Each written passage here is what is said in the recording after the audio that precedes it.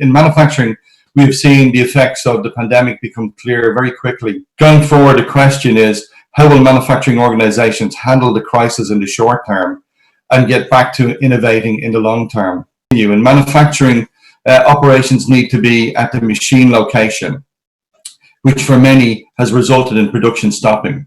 In the short term, there's been no option but for many manufacturing businesses to stop production, and the knock-on effect has been quickly felt with the supply chains breaking down very quickly, many companies having faced up to 100% of staff no longer being able to attend for work.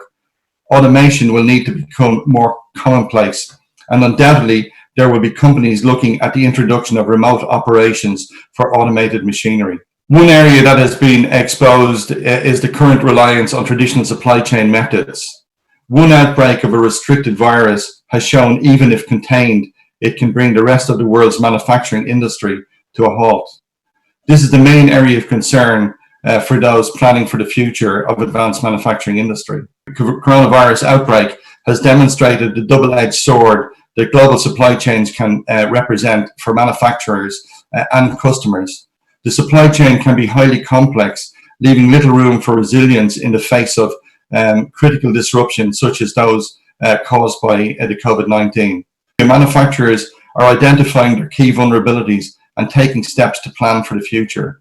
Businesses who have the ability to reimagine the operating model will find future opportunities. Those that shape the benefit from the future will be the businesses that can imagine it and implement the right strategies. As a result of COVID-19, we will see redesigning manufacturing environments with fewer workers spending less time collaboratively due to physical distancing requirements.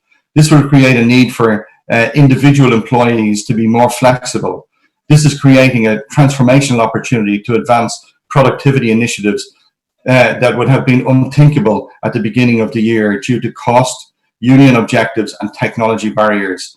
As a result, there will be a huge increase in the adoption of connected worker initiatives with renewed passion for right first time, boosting productivity numbers and empowering employees to execute tasks beyond their usual mandate.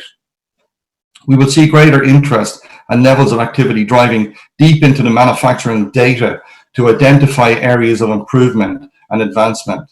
I think after our experience of COVID-19, the manufacturing industry will be more data-driven and conscious, driving smarter and greater integrated workflows than ever before. The impact of COVID-19 will bring a move to virtual and online workforce and tools. This crisis has pushed everyone to use online virtual tools, so adaptation will have greater acceptability because people have personally seen how virtual workspaces actually work during this crisis and lockdown.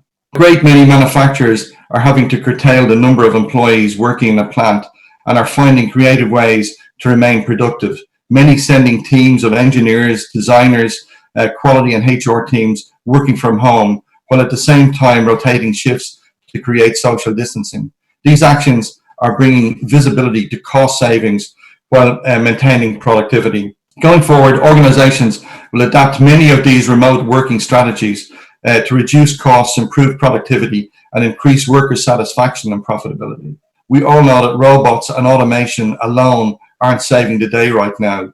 In manufacturing, the silver lining of COVID-19 is that there will be an increased commitment to real-time communication within the production line.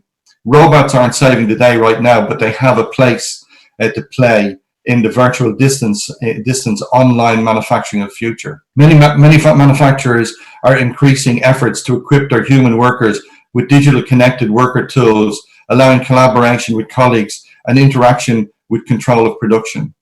This is also the dawn of a new era where frontline workers and desk workers are harmonized with tools that can support the flow of collaboration and harness data, where something that's happening on the factory floor initiates a communication or workflow in the back office, which can be viewed by the virtual operator, allowing quick real-time corrections to be made.